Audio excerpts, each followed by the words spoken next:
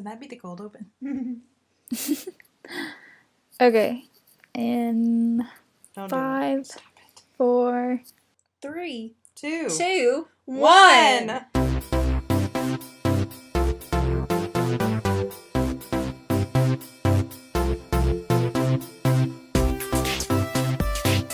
Hello, and welcome back to the podcast, Our 3 Cents. My name is Molly. My name is Bailey. My name is Laura.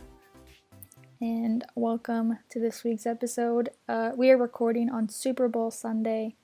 I think it comes on in 30 minutes. Literally 5:02, so the game is starting right now, right? Oh, it starts now. Okay, cool. Oh, I didn't know when it 5:30. started. Okay. So 6:30 Okay, Molly's so- time. In 30 So minutes. 30 minutes. Okay. Yeah. Who's the team that's not the Patriots? Rams. Go Rams. Yes. Rams Yeah. are gonna win. Yes. You know, as you know, listeners. What's fun about this Uh-huh. game is, so Bill Belichick, the coach for the Patriots, is the oldest coach in the league. Really? And the coach for the Rams, who I don't know the name of, is the youngest coach in the league. Oh, so if he interesting. wins, Just a battle of decades. he'll be the youngest Uh-huh. ever to win the Super Bowl also. Interesting. So that's exciting for him. I don't know if he's going to win. I very much doubt it, but it would be nice. I don't know anything about sports except the Patriots are overrated, so I don't care. Yeah. They are Chris Evans' favorite team, and he's a nice boy. That's just But- because of his branding. Because he's a Boston boy. That, and he has to do everything America. True. I'm excited about the commercials, though, and I heard Yes. that they're playing, Maroon 5 is playing the halftime show, and they're playing Sweet Victory from SpongeBob, Yeah. That's so very exciting. which You is know the anything only about that? real reason why I would consider going to the Super Bowl party I got invited to, is just Uh-huh. to watch, one, to watch the commercials, and two, I want to see that halftime show, but When people were sitting around that, not a GoFundMe, what's the thing that you sign? Petition? The petition. I just didn't think it was gonna happen, because, like, oh it's wait, they signed important a petition for this? Yeah. Before, like, even Maroon 5 possibly was practicing with, like, the SpongeBob stuff, it just seemed like it's not gonna happen, because, like, that's our generation specifically, no one else, no one, And Yeah, like it's some so people in our random. generation don't even like it. not even in the wider, like, football world, Yeah. so... Like, it's funny, but like, I don't think people are gonna get it once it. Like, I When think it that's a very happens, yeah. Twitter, social media Yes. campaign thing, and I don't know. So if Maroon 5 does it, cool. I don't think it'll make sense to a lot of people at the time, but neat for... I wondered who was doing it. I was kind of surprised it's Maroon 5. Mm-hmm. Yeah, supposedly people saw them with, like, the SpongeBob scene on screen at, like, the rehearsal or something, but remains to be Who's seen. to say? Who's If to say? we get this show on the road, we could watch it. Yeah. Well, then let's stop talking about the Super Bowl and talk about something else. Yeah, I was trying to think if there's anything else important about the Super Bowl, and I really don't think I so. say I think we're the wrong people to ask for important Super Bowl things. I watched a Super Bowl commercial highlight Mm-hmm. from like years and years and years ago, like on through today, and Mhm. there's been some really good commercials. See, I was gonna say, y'all said y'all are excited for that. I'm not even really, because I feel like the past few years they've just kind of been like, whatever. They're like big because people spend so much money on them, but they're like, Mhm. I couldn't tell you one from the last few years that's like, oh, that was so funny. Yeah. That was so good. The commercials? Yeah. Yeah, I agree, they have gone downhill. So. And they've been playing them this week. Yeah, they're not even Yeah. like Super Bowl commercials anymore, so. Dumb. Yeah. So what are we talking about today, Molly? Today we are talking about pink taxing and the social media algorithm. Oh, well, since you told us both, which one are we going to do first? Oh, I guess since we were talking about like advertisements and stuff, we can do a social media algorithm. Ooh, smart. Wow, way to Smart push that in transition. there. Thank you. Impressive. Smart transition. So what's a social media algorithm? Well, I pulled it up, the definition, Mm-hmm. and it's a set of unique technical elements, integrated logic, and usage analytics that make up the algorithm that delivers contents to users. Mm-hmm. So essentially, it's all curated specifically for each person. Mm-hmm. Like, each person technically has their own different set of algorithms, or like the algorithm uses specific things based on your search history and your cookies and your location, if you like have age, that shared, all those demographics. Like, so I've ran some ads on both Instagram and Facebook in my job, and the amount of specific demographics that I can plug into Facebook. Ooh, a behind the scenes look. Yeah, like, tell me more. You can do, I can get political, I can go median income, I can do relationship status, I can do like anything that you think of, I can do. Like, they know if you're a vegan, they know if you're of course they do, live in a rural area or a urban area. They know everything about you, and like, it's so intricate that I could technically advertise to like one person, like just all the specifics, like, yeah. And I would do it, and I added like close to 100 different demographics, and was still on the like broad side of the spectrum. So like, it's not, I mean, they know everything, especially Facebook, who owns Instagram, knows everything, and like, what you're getting advertised is not like a surprise. Aren't they in court right now? I don't know if it's still going on, but they have been in the last 6 months. Okay. I think they are right now, not for anything to do with algorithms, but because they're letting, they've been like scamming children to spend their parents' money on like games and apps and stuff. Yes. But yeah, with the Cambridge Analytica, is that what the name of the company was? Sure. But they took all the data to use it for politics. Yeah. Yeah. Audience, I hope you know what I'm talking about, because I cannot explain it any further than that. That's all I got for you. Well, the thing about like politics is that they can see what their voting areas are talking about, doing, what's important to them, what's unimportant, like all those different things. And if you can use that to your advantage to sway people, yeah, it works. Or just to enhance the reach of your political ads. Yeah. Like, why am I getting a political ad for somebody uber conservative when everything on my social media would point that I'm non-conservative? It's because somebody's gotten a hold of something and been able to get into my advertising bubble. Another thing about the algorithm, though, is that it listens to you. That's what I was going to say when we talked about like our own stories. Go ahead with an own story. Okay, so I do not know that this is actually the algorithm at work, but I was listening to a podcast, and I was listening to it without headphones. It was my brother, and me, and they were talking about, so each year they come up with kind of a theme for the year, and they were talking about how in 2010 they just called it Zolo because it looked like the word Zolo, and they said, and now it's a wedding planning website.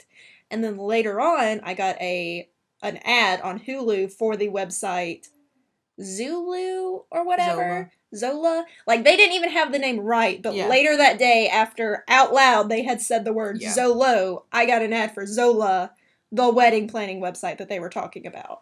So that's another thing that people are like why they were in court, like why Mark Zuckerberg was in court is because people accused him as the head of Facebook of selling off like cookies and information, like, because it's not a secret that if you're on Facebook, or even if you're on your computer or your phone and in a web browser, you go on to Patagonia and you're looking at jackets, and then you decide you're not going to buy a jacket, you get out of that browser, you exit out, whatever, and you go onto Facebook, within an hour you're probably going to have a Patagonia ad, and that's just based off of Facebook using cookies on the device.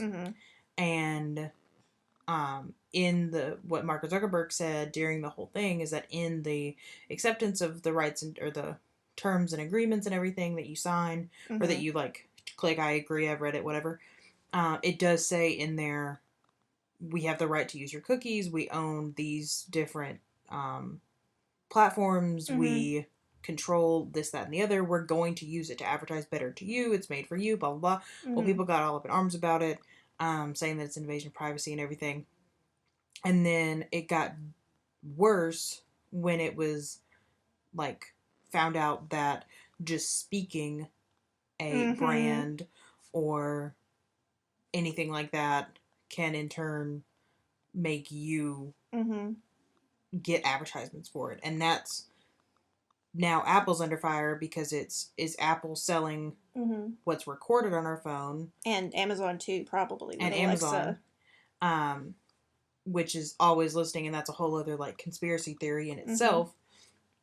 To advertisers to better advertise for you, because like personal story of mine, a lot of times like Sam will search for something on his phone, or we'll talk about something, or whatever happens, but my phone or my computer, like there's been a couple times when he specifically searched for like Ram truck things or like an AutoZone part on his phone, and he hasn't said anything to me, but I've like seen it being done, and then later on, like the next day, I'll get an advertisement for that specific part or that specific truck website on my Facebook, and like it wasn't spoken out loud, it was just on a phone in the vicinity, and like how do you explain that? Yeah, the algorithm.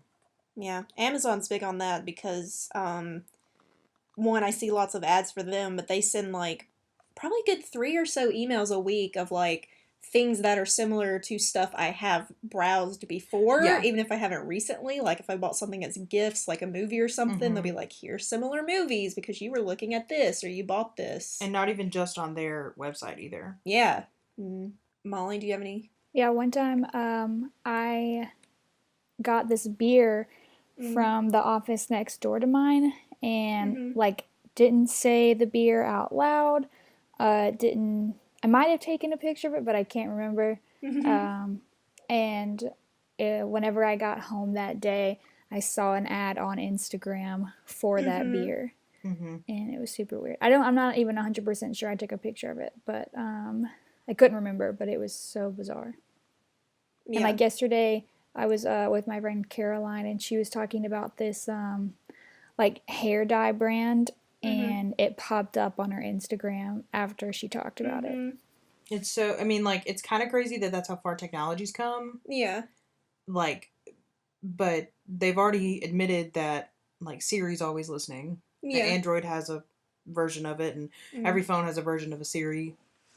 And that they're always listening, because if you say, hey, Siri, and she pops up, she's always been listening. Yeah, I've seen, like, joking tweets about that, like, when you realize, hey, Alexa only works because she's always listening for you to say that. And, like, a couple years ago when that woman was murdered or kidnapped or like right when Alexa like came out. And they used Alexa in the court proceedings because she had recordings of everything. They just had to get Amazon to give it to them. That's the same thing. And I told them about it. I watched a video about conspiracy theories, and they found out that your camera is also always recording also. Oh, really?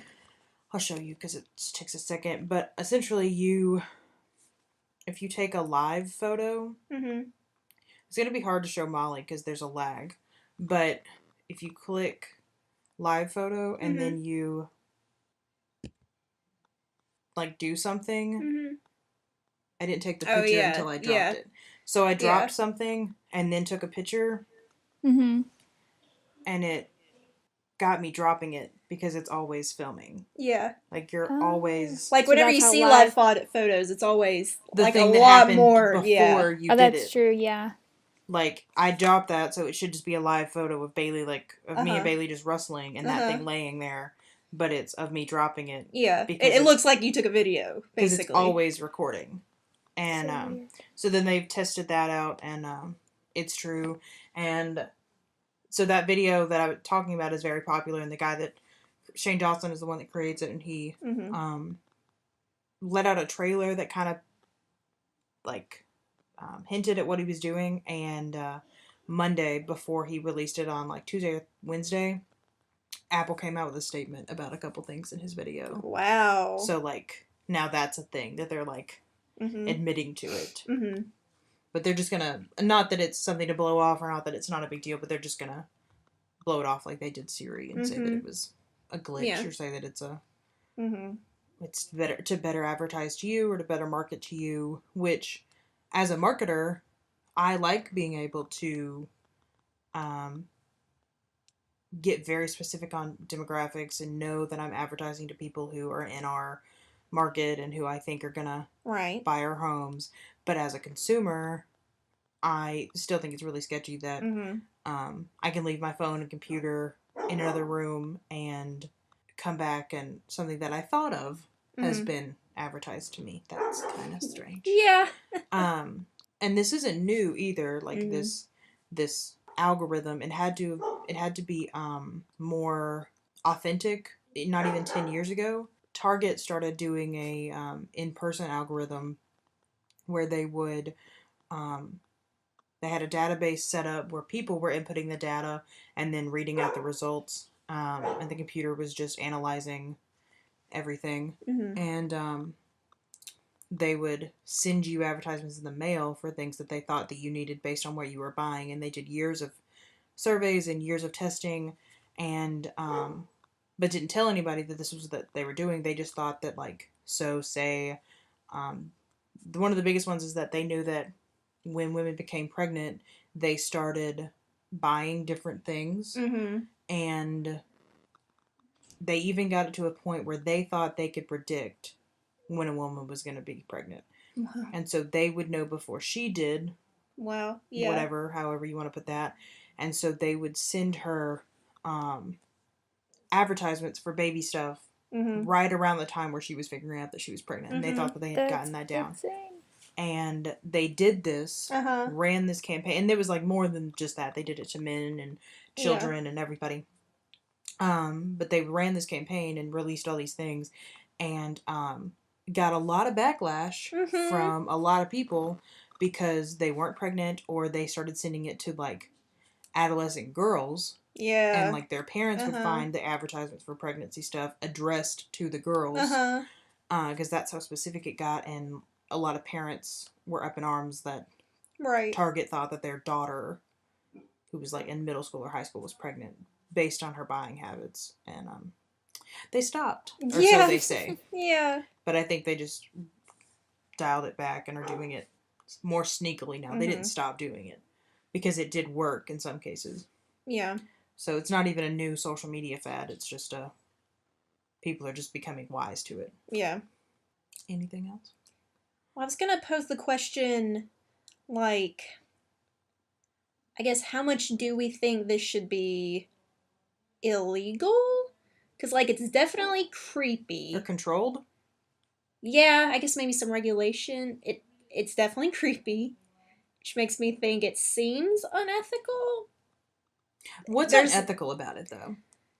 That's because Mark Zuckerberg in the court cases, you see, and it's like just a picture of the new generation, in my opinion, because it's this very tech oriented, very smart, created this whole empire of social media younger man. And then you see a picture of who he's talking to, and it's just these very, what we as millennials would define as untech educated adults, old people. Yeah. Like more on the non-tech generation.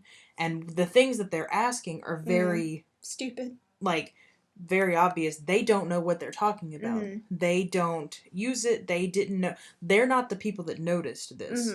They're not the people who would have thought about it, or who would have thought Facebook is doing this. Like, now that they know, they're mad about it, but they would never have thought about it until other people in tech were like, you're listening. This is how you're advertising to me. Yeah. I guess, like, where does tech come into our right to privacy, I guess? Well, I think as an advertiser, it's really not, in my opinion, as like that a person whose job that is, and as a consumer, kind of, you're getting very specific ads that are very specific to you, and whether you buy it or not, it can become a nuisance. But besides that, you're going to get ads anyways. Yeah. So would you rather have ads that are specific to you and geared toward you, or would you rather get ads that make no sense to your life? Yeah. Because you're going to get one or the other, or just very general. Everybody uses toilet paper by Charmin ads. Yeah. I think, like, things you tweet or, like, share on social media, your search history, them using that data is not as much of a big deal as them, like, recording you. Yes, recording, but that's not that's like a new line. Yeah. But that goes into phone companies. Right, not necessarily from a marketing standpoint, but... It gets creepy, and it gets to the point where it's like, I didn't even know I wanted this, and I can't remember when I said anything about it, but I know that I thought it. Yes. And there is a line, and I think in this new, like, world we're in, that it's going to be a bigger point of...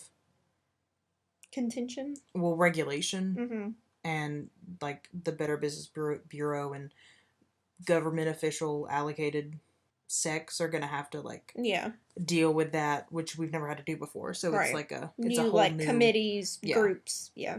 Molly, what do you think? I don't know. I'm, like, super 50-50 on it, because, like, I feel like it's an invasion of privacy, but then businesses need to know this stuff in a sense. Like, used to, it was surveys, and it was house-to-house salesmen. Did you like your vacuum? Do you like your encyclopedias? Do you like your makeup brand? Like, coming to your house, it was people in Walmart. Hey, try this ham. Do you like this ham? To get the ham, you must then fill out a survey to get the free sample of whatever it is. So it was very in your face. You didn't want to go to Walmart because you would be accosted by salespeople and by these people getting these surveys. And they still do surveys, and you get rewards from it or whatever. Yeah. But it takes time. And I think as a beginning of the movement or whatever it is, it wasn't meant to be an invasion of privacy. It was meant to be a... People hate being advertised to. Let's pretend we're not. Yeah. And it became an invasion of privacy because of what we know could happen with this information. Right. Like, if it's not what it is now that's bothering people, it's what it could become. Well, that's what I was going to say. It's not a big deal to me that Amazon knows I've been searching for, 12 copies of Beauty and the Beast. But then when Facebook is using your information to, like, try to sway political elections... It's not a problem until it becomes one. Like, how far can you trust these companies? Which, like, not because if they're at all. willing to... It's kind of like the phone company selling your numbers to telemarketers. Right. If you're willing to do this for advertisements for money, how much of my personal information that I do put out and don't think about putting out and don't realize that I'm putting out by things I'm tweeting, following, liking, sharing, whatever. Yeah. At what point does that get back to me in a bad way? Right. Because, no, I don't care if you're advertising a new brand of shampoo... because I told somebody that I needed shampoo. What I do care about is what Bailey was talking about, like the elections or the job market or healthcare, if that comes down to it, anything. Like, people are mad at, like, the conspiracy theories for years have been saying that Ancestry and 21andMe are going to eventually sell your DNA if you do one of those DNA tests. Well, that happened. I was going to say, I saw a tweet recently that they just turned it over to, like, the FBI. I don't know what company it was, but last week one company did turn it over to the FBI. And in the article that I read, their excuse was familial DNA has caused at least 3 serial killers to be caught in the last year to a couple years that were cold cases for years and years and years. And that if we release all this DNA, it'll help somebody. Because in the boxes, you have to tick that you would want that. Well, now they're doing it to everybody. So now anybody that ever does it has that now. And they're like, no, it'll help. But depending on how the next election goes, our healthcare is up in the air. And if you have a pre-diagnosed condition and the government doesn't want to fund it because, well, you knew you had it. I was going to say, I was listening to another podcast that's about medical history a couple months ago, and they, like, did it just to, like, try it out and share, like, what they test and stuff. And they were like, we did it, we read through all the stuff, but if your insurance, like, if you learn you have some genetic disease from doing that, and your insurance company, like, asks you or, like, finds out, like, then they just know. They say, okay, well, we're going to up your premium or whatever. You then know, like, so... My family has a history of diabetes. I don't have it yet, neither does my sister. Not saying that I'm going to, but most everybody in my family does. If I did that test and it came back and it tells you heart disease, liver failure, cancers, cancers, like brain stuff, different diseases that are detrimental to your health, if that comes back and says you do have the precursors for it, I have to, like, give that information to my insurance providers forevermore. Yeah. And that just completely takes me off the list of things I can be insured for. Yeah. So. But now they're using it for government, and if the healthcare changes even in the slightest, that will definitely be a detriment to a lot of people. Yeah. So, and advertising can go the exact same way. Mm-hmm. Pink tax? Pink tax. Pink tax. Pink tax? Pink tax. Pink tax. Ping tax. Will you remix this into a song? Ping tax? Ping tax? There's a All Star by Smash Mouth. Uh-huh. There's a video on YouTube of them just saying, somebody? Fuck. It was gonna be so funny. It was gonna be, but folks, you don't get it today. And it all gets better. And but they say it in the octaves that the whole song is, so it's like, Pink and it all gets tax, better, pink and it all tax. gets better, and Yeah, it all gets better, and it all gets... It's so fucking funny. So fucking funny. I didn't do a good job, but it was really funny. That's okay. Pink tax. So, someone want to, like, start with, like, a definition of the pink tax? I did look it up. So, when we say the pink tax, we're referring to a phenomenon often attributed as a form of gender-based price discrimination, with the name stemming from the observation that many of the affected products are pink. Products marketed specifically toward women are generally more expensive than those marketed for men, despite either gender's choice to purchase either product. So not necessarily a legitimate tax on anything, but just the idea that women's products cost more. An upcharge for specifically women products. Like, yes. What I was going to say... Well, I have a couple examples if you want me to read those. Please go ahead. Sorry, just because it might be one. Products marketed specifically towards women cost on average 7% more than products marketed towards men. Another marketing thing we can talk about. In the toy sector, girls' toys cost on average 7% more than boys' toys. The study from the New York City Department of Consumer Affairs references a radio flyer scooter where a red scooter costs $24.99. And then a pink scooter, which is identical in all ways except for color, costs $49. In children's apparel, they found that girls' clothes were 4% more expensive. Men's clothing was 8% less expensive than women's.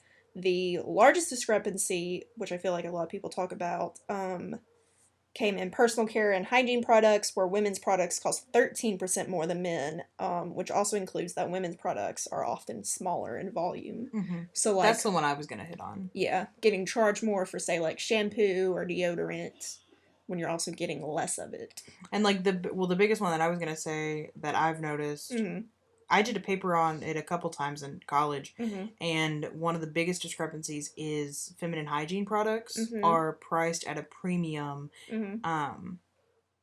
and taxed literally differently than like what would be men's hygiene products. Like, yes.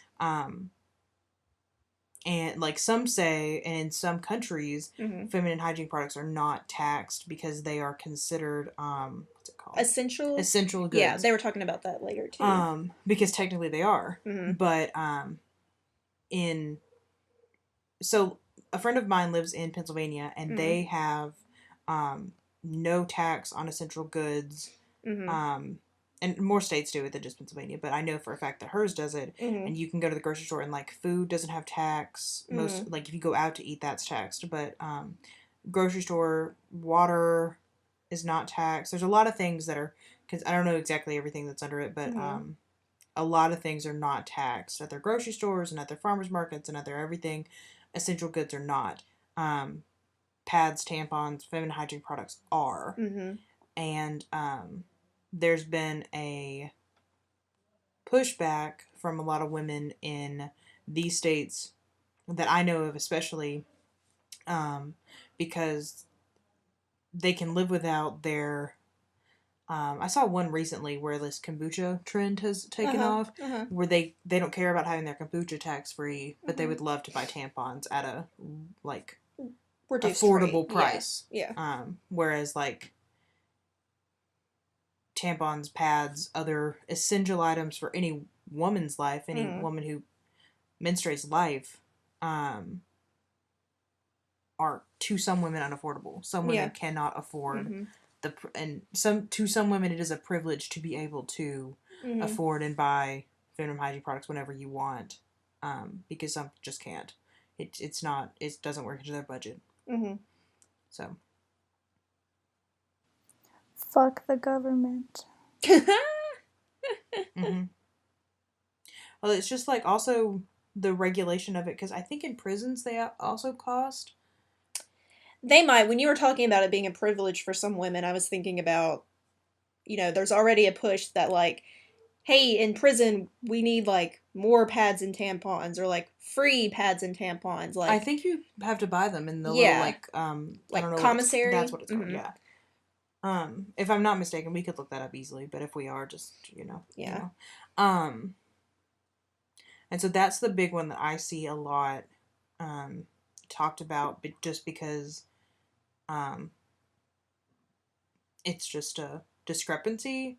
But the biggest, like, just downright, like, this is wrong, is that what Bailey was saying about, like, toys of the exact same brand even, but one is pink and one is blue, and the pink one being almost twice its price. Goes back to our gendered marketing. Yeah, or like, gendered marketing, the podcast last time?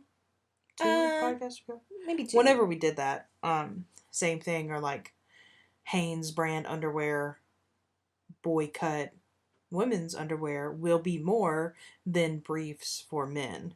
Same size, whatever. Same amount of fabric, whatever. But because they're advertised and made to look like women's underwear, they will be more expensive. And this isn't like when we were talking about digital marketing being a myth or whatever. This isn't false. You can go to the store and you can look at deodorant, or you can look at underwear, or you can look at razors, and see that there is a sort of tax, and that there is a percentage more that you will pay if you get a female branded item. For the prison info we were kind of looking for, a state representative last year, this is from 2018, she told the all-male committee voting on her bill, a 16-count box of pads for inmates requires 21 hours worth of pay, and a 20-count box of tampons requires 27. And so I believe she was trying to introduce free, because it says that federal prisons have introduced like free pads and tampons, but the state prisons, it's up to the state, so they have to decide. So that's what she was introducing it as a state. Laura's waving at Molly's cat. She's a cutie. Another, contraceptives are taxed, or just plainly much more expensive, depending on your gender. Condoms, even just like specific insertable, like there's the female condom that costs much more than the male condom for much less. Which is also often given away free, I feel like, is a point that people I think talk about. The biggest thing in college that I noticed when I came across that tidbit of information was that I could go to the health center on Mississippi State's campus, and there was not a limit to condoms they could give you. Oh, really? There was there was a pamphlet stand out like in the lobby, and one of the pamphlets was about sexual education and healthy sex, or like smart sex, or whatever. And inside there was 2 condoms, and just in the pamphlet that you were given. And then a friend of mine did she was an RA, and she did a program about safe sex, and had heard that you can go to the health center and get some, and she asked for some, and she said, I don't know how many I want. I'd like enough for the whole dorm, but I know they're not going to come, but I'd like to leave them out just in case. And she said, no, we can give you as many as you want. And she literally got a box. And no one offered female condoms. No one offered Plan B pills. No one offered anything like that. And just speaking of female contraceptives, how women have to go through literal surgeries or outpatient procedures or take a pill every single day. Mm-hmm. Whereas men just slip on a piece of plastic. Mm-hmm. Trust me, that piece of plastic doesn't cost near as much as what's in my body right now. So there's there's a marginal discrepancy between things, and like Mm-hmm. it's there and it's provable and it shouldn't be there. and it I mean, it's just I would like someone to explain why. Yeah. Like, was there, I guess that's my thing, is like we talk about a lot of things that are based in very patriarchal. Patriarchal. Thank you. Teachings or methods or whatever from the past, and they're just based in very sexist, but we can find where they're based in like a lot of marriage procedures or government or people in office or whatever are based in just like, we could not do this before. But at what point did somebody say women always have to pay more for everything? Right. Like, when did that and become make a thing? less? Right. Like, is there a law that somewhere out there that was like, we don't want to make it for you, so you get to pay more? It was literally a premium to get whatever we're talking about. Yeah. Molly? Yes. Yes. Yes, I agree with everything.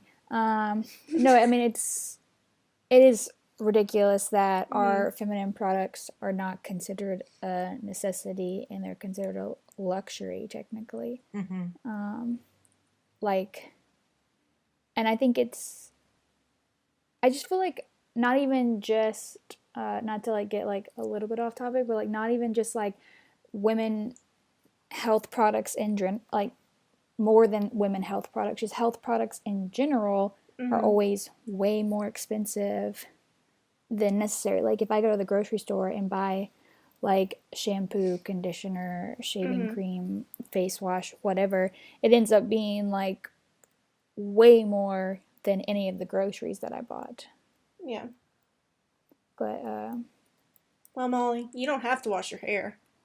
Right? You have to eat, so I mean, come on. Well, there's also the like, because they know women care, in quotes, most women, whatever, care more about hygiene, or like that's like a marketing scheme. Women are going to be advertised more like razors and stuff like that. Like, so I have in the shower a shampoo, a conditioner, a body wash, a body scrub, a loofah, a face wash, an exfoliator. Like, I have multiple products that do multiple different things, and I wholeheartedly believe in them, and that is how I have nice skin, and like that's what keeps me going and shining and living and brighten. Sam has picked up before, I've not let him get it, but a 5-in-1 body wash, shave cream, like shave thing, shampoo, conditioner, and there was one more. It was something else, but it was like, we have seen 5-in-1, and like a 3-in-1 is normal. Like body wash, shampoo, and conditioner all in one is like an average male thing. Like, that being a thing that men are advertised, and like, cut down on your time in the shower. Like, you're not clean. I don't care what you fucking say. You're not clean. Also, you go through it 5 times fast, so just buy 5 products. True. It's just stupid. I just subscribed to CBS All Access, so I don't have to go to my Super Bowl party anymore. I can just watch it here. Did you pay for it? I didn't realize you didn't have access to the Super Bowl if you didn't go to this party. I just have streaming stuff, so I have. Oh, you don't have like cable? Yeah. We even have CBS. Wow. Come on, Molly. I have the app. Get out of the Stone Age. You can do a 7-day free trial. So I'm doing that right now. So don't forget to cancel that. Yeah, cancel that. Set a reminder on your phone. Well, it's only $6 a month. It's not. I think it's getting charged to my dad's account, so he'll probably never. Don't even change it. Just go. The Bachelor's on CBS. It's on ABC. No, it's not. It's on ABC. She's right. Oh, okay. I know we get it. at my house, and I knew. So you just only think you get CBS? Yeah. Well, I mean, I can't imagine I couldn't imagine we also got ABC. Mm-hmm. Yeah, ABC doesn't for some reason stream live in my area, so that's fun. That's strange. Yeah. That's really dumb. Mm-hmm. Anything else about pink tax? It's dumb. It's sad. I don't know if it's ever going to change. Nope. Surely. But I also just don't know what it's going to take because, like you said, the amount of times that I've heard stories of a woman representative or a woman senator or a woman whomever in the health industry or the marketing industry or the product placement, product testing, whatever industry, going to a committee who is made up of, if not all, majority males who do not understand, who have bought 5-in-1 products before and don't understand our problem, are staring at her like you're whining about nothing when I've seen statistics before of if you bought an average, like always middle of the line product tampon since you started your period, average year of like, I don't know when average people start their period, but like 14. Yeah, 14 until menopause. The amount of money you spend on these products with this premium, right? It's astronomical, and men do not understand. Right. They don't. And so going in, I cannot imagine going into a committee meeting and having to explain a bill that none of them can empathize with or understand or seem to care about, because the amount of stories that I've heard, women going into these mostly male committee meetings and being turned down, it's just like, well, I mean, did you even think you were going to get it? Like, when you walked in, it's all who you were talking to. It was like, how do you... Were you just like, should I just walk back out? You know what? I forgot. Bye. Never mind. And it's just sad. Yeah. Well, go Rams. Go fucking Rams. Rams, yeah, nobody's winning right now. Everybody's losing. Well, that's not exactly what it means. What'd you say?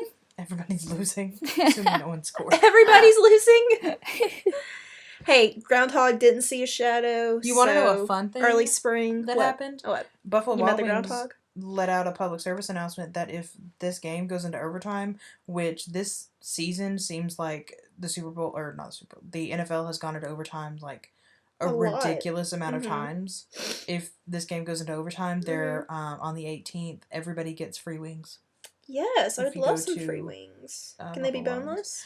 Boneless or bone-in snack size. Yes. So that's exciting. Yes. So we're rooting for overtime.